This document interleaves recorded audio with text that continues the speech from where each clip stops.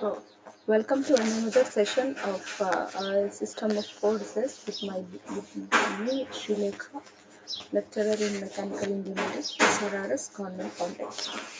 In the previous sessions, we have discussed all the terms regarding the system of forces and basic definitions. So today we are going to revise all the things and we'll be finishing off this chapter, and from tomorrow onwards we'll go for the new chapter, that is simple stresses and strains.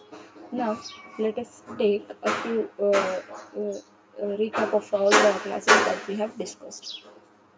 Introduction. So these are all the contents that I am going to explain you now.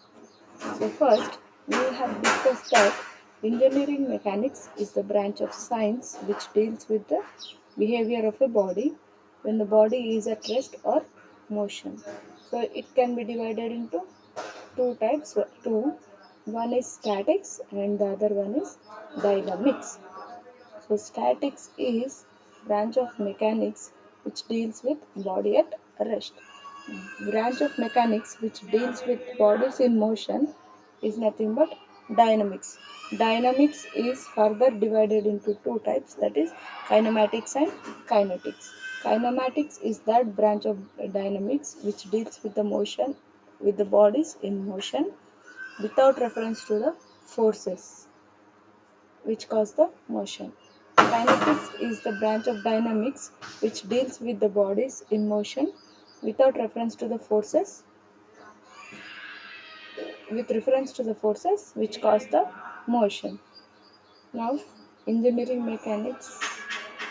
So you can simply divide that engineering mechanics into two, that is statics and dynamics. Again, dynamics into kinetics and kinematics. So kinetics is by considering the forces, kinematics is without considering the forces. Later on, we have discussed what are the units and dimensions.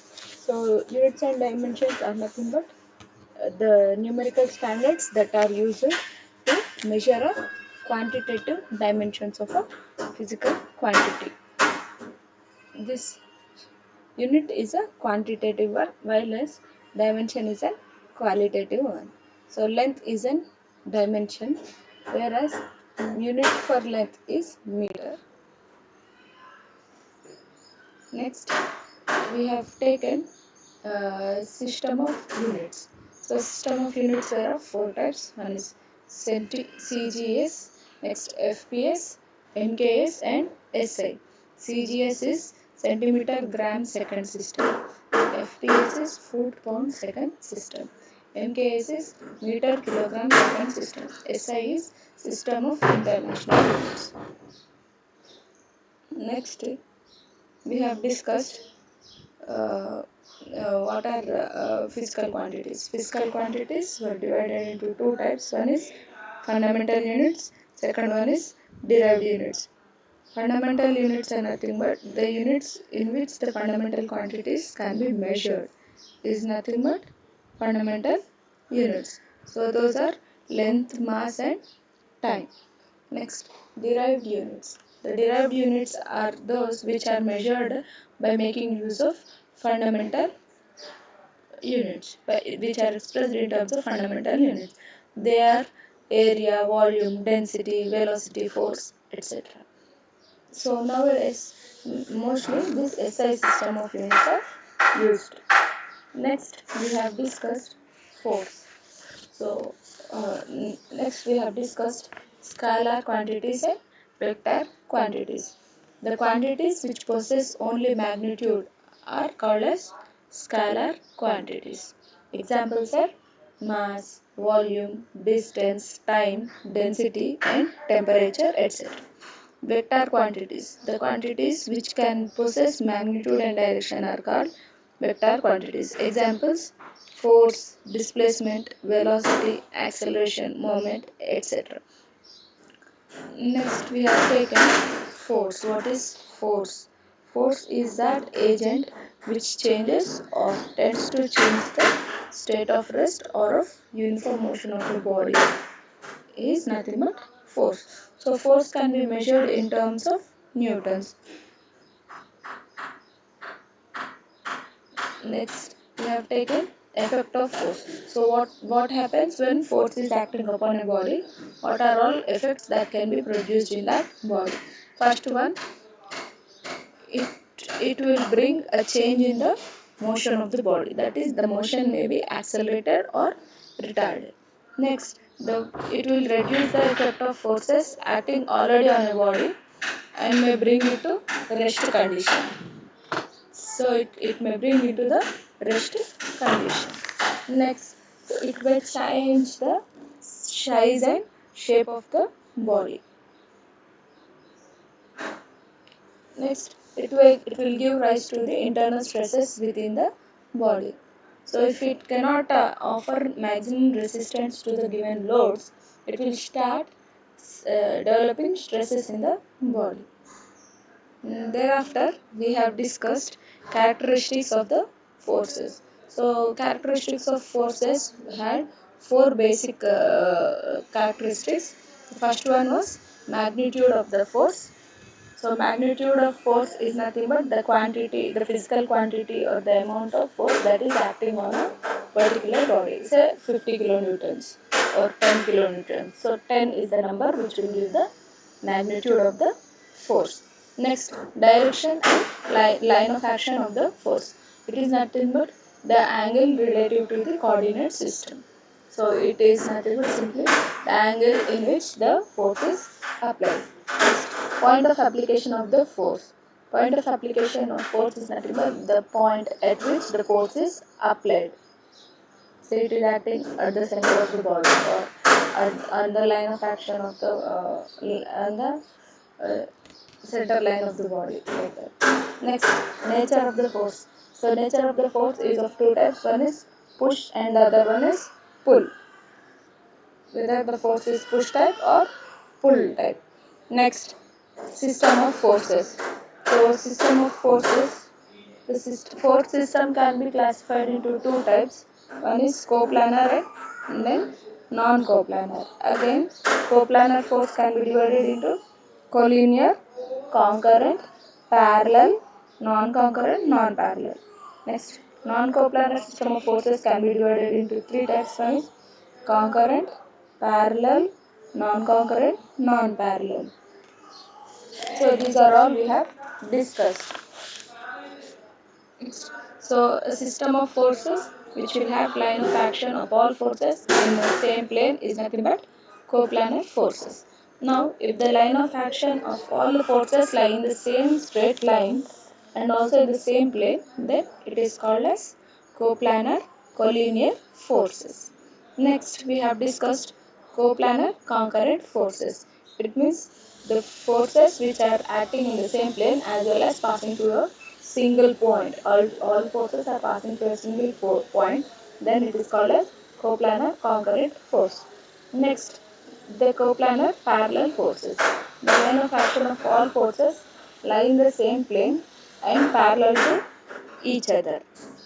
Next, we have discussed coplanar non-concurrent non-parallel force. The line of action of forces lie in the same plane, but they are not parallel to each other nor meet at a common point.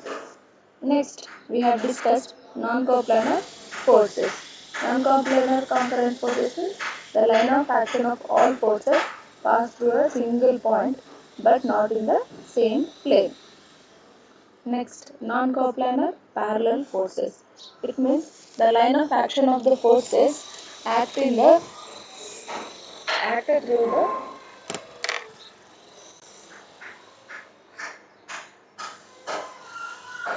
are parallel to each other but not in the same plane. Next, we have discussed non-coplanar, non-concurrent, non-parallel force systems. All the forces do not lie in the same plane and same plane and their lines of action are neither parallel nor meet at a common point. Then after we have discussed resultant force. If if if number of forces acting simultaneously on a particle, then it is possible to find out a single force to replace all those forces producing the same effect as produced by all the given forces. So this single force is nothing but the resultant force, and the given forces are component forces. Next, we have also found composition of forces. The process of finding out the resultant from a given number of forces is nothing but composition of forces. Next, we have discussed methods of resultant force. So in this, we have various types. So basically there are two types. One is analytical method and the second one is graphical method. In the analytical method, we have parallelogram of law of vectors and method of resolution and etc. In the graphical method, we simply make use of the magnitude of the forces and the angles, and by taking all those respectively, we will draw, and the closing side would be the resultant. Next, parallelogram of vectors. If two forces are acting at a point, can be represented in magnitude and direction by the two adjacent sides of a parallelogram, then their resultant is represented in magnitude and direction by the diagonal passing through the two sides of the parallelogram. Now, by using this statement, we have found few formulae, that is resultant. R is equal to under root of p square plus q square plus 2pq cos theta, where P, Q are the two adjacent forces and R is the resultant of the forces. Next, direction of the resultant alpha we have taken as tan inverse of Q sin theta by P plus Q sin theta, where theta is the angle between the P and Q forces. And later on we have found for different cases and different formulae. Like if both the forces are at 90 degrees, then simply our resultant would be under root of p square plus q square, and our direction would be alpha equal to tan inverse of q by p. Next, if theta is equal to 0, then r is equal to simply f1 plus f2 and alpha will be equal to 0. Next, if theta equal to 180, then r is equal to f1 minus f2 and alpha is equal to 0 degrees. Next, if the magnitude of two forces are equal, that is F1 is equal to F2, then R is equal to 2F cos theta by 2. Now resultant will be simply theta by 2. So these are all cases we have discussed earlier. Later on, we have taken resolution of force if a rectangular component is given. So resolution of force is nothing but splitting of a single force into two components, one horizontal and one vertical component. Here horizontal component is f cos theta and vertical component is f sin theta. Then again next, resolution of force for an oblique components. When the components are oblique, simply we take that p by sin beta is equal to q by sin alpha equal to f by sin of 180 minus alpha plus beta. Next, we have considered for resolution of force for an inclined plane. So if the plane is inclined at an angle alpha, then wx will be is equal to w sin alpha and wy is equal to w cos alpha. Next, we have taken resolution of concurrent system, resultant of concurrent system by using method of resolution. So, in the method of resolution, if number of forces are more than 2, we'll make use of this method of resolution system. Now, in this, let F1, F2, F3, F4 and so on may be the forces acting at a point. Now, initially, by making use of equilibrium of forces conditions, first we'll resolve the forces horizontally and find the algebraic sum of the components, that is sigma h. It is f1 cos theta 1 plus f2 sin cos theta 2 plus f3 cos theta 3 and so on, and we'll equate it to 0. Next, after that, we'll resolve the forces vertically and find the algebraic sum of the forces and equate it to 0. So sigma v is equal to f1 sin theta 1 plus f2 sin theta 2 plus f3 sin theta 3 and so on. And thereafter we'll find the resultant by making use of the equation r is equal to under root of sigma h square plus sigma v square. Next we'll find angle, the angle made by the resultant, that is theta is equal to tan inverse of sigma v by sigma h, and the science itself will define where the resultants will be occurring in all the quadrants. If sigma h is positive and sigma v is positive, then the resultant is in first quadrant. If sigma h is negative and sigma v is negative, then it is third quadrant. Next, if sigma h is negative and sigma v is positive, then it is second quadrant. Next, if sigma h is positive and sigma v is negative, then it is fourth quadrant. So likewise, we have discussed all the signs of the resultant uh, in all the quadrants, and we have calculated many problems also. So after that, we have discussed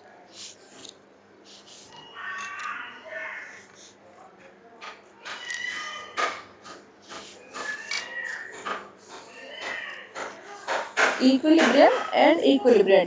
So equilibrium is nothing but when all the forces on a body are balanced, then it is said to be, then the body is said to be in equilibrium condition. Equilibrium is nothing but a single force which balances the effect of all number of forces, is nothing but equilibrium. So it has to satisfy three conditions. First one is the algebraic sum of the horizontal components is equal to 0. Next, the algebraic sum of vertical components is equal to 0. Again, the algebraic sum of moments of all the forces is equal to 0. Thereafter, we have discussed triangle law of forces. If two forces acting simultaneously on a body are represented in magnitude and direction by two sides of a triangle taken in order, then the resultant may be represented both in magnitude and direction by the third side taken in opposite order. We have discussed this also. Thereafter, we have discussed polygon law of forces. When two forces acting on a body are more than 2, then triangle law can be extended to polygon law. So it states that if number of forces acting simultaneously on a particle may be represented in magnitude and direction by the sides of a polygon taken in order, then the resultant may be represented by the closing side of the polygon taken in opposite order. So this was what we have discussed regarding the laws of forces. Thereafter, we have discussed Lami's theorem. So in this, if three coplanar forces acting at a point be in equilibrium, then each force is proportional to sine of the angle between the other forces. So we have taken like PQ are the three forces. If alpha is the angle between Q and R, and beta is the angle between R and P, and gamma is the angle between P and Q, then P by sine alpha is equal to Q by sine beta is equal to R by sine gamma. So these all we have discussed.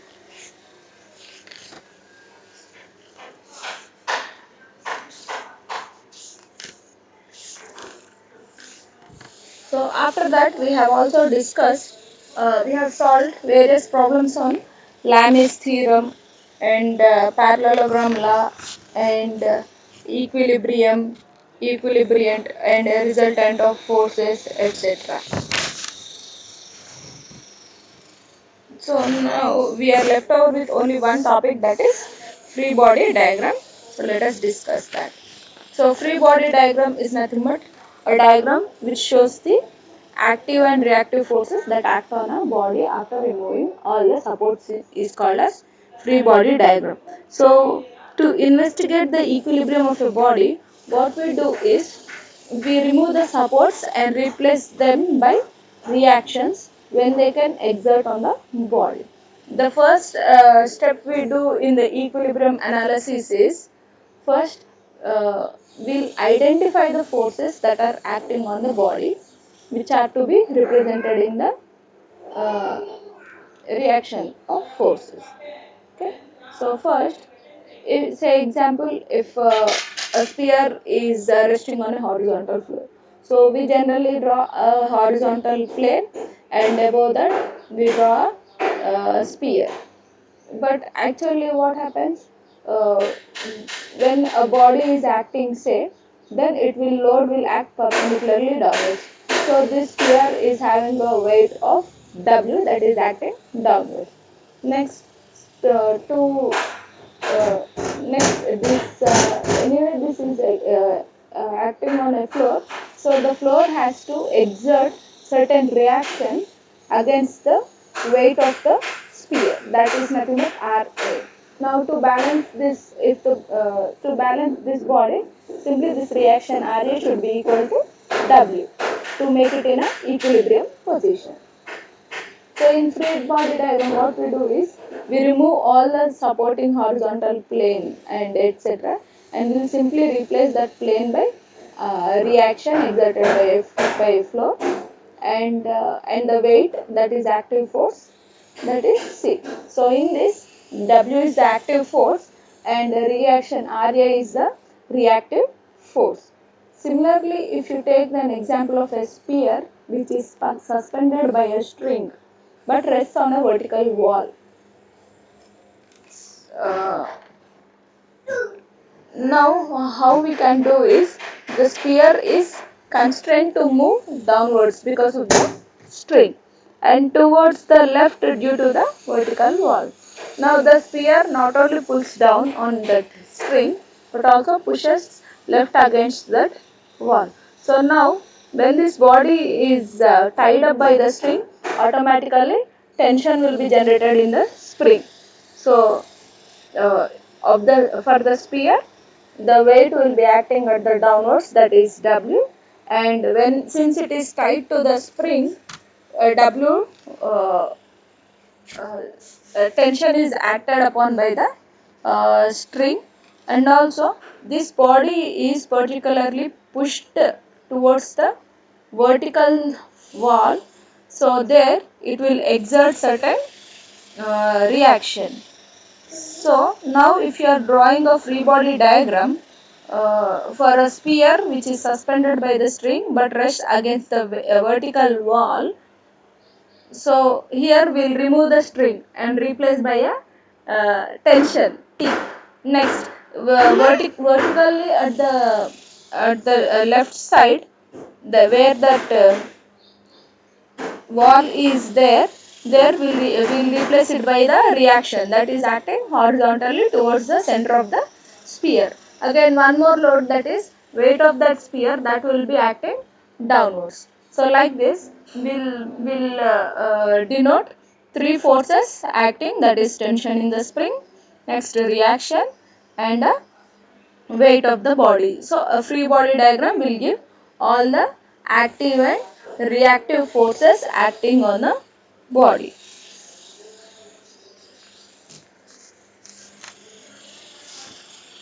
So next we also discuss moment of forces and couple. So moment of force is nothing but force into perpendicular distance. So couple is nothing but, couple is a pair of two equal and opposite forces which are acting on a body in such a way that the line of action of the two forces are not in the single same straight line. Next we have taken arm of the couple. The perpendicular distance between the two line of action of the two equal and opposite parallel forces is nothing but arm of the couple. Next, magnitude of moment of couple. The magnitude of rotation is known as the moment of couple. Next, we have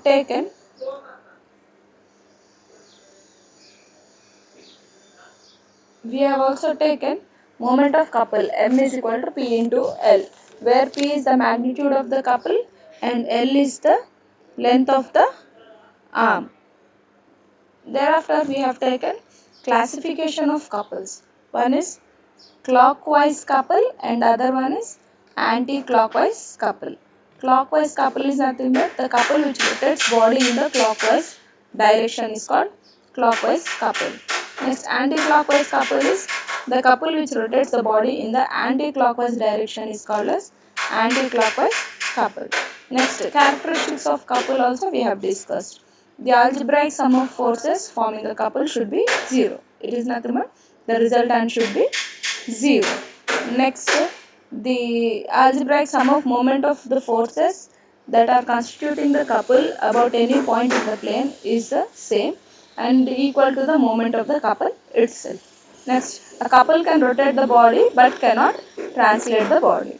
Next, a couple can be replaced by a couple only but not by a single force. So, these are all were the characteristics of a couple. Next, equilibrium. So when all the forces are acted upon a body which is balanced, then this body is said to be in equilibrium. So these are all we have discussed in the previous lessons, and we have also discussed various problems regarding all the topics that we have discussed. So in tomorrow's session, we'll be discussing the uh, we'll be discussing the next. Next chapter, that is simple stresses and strains.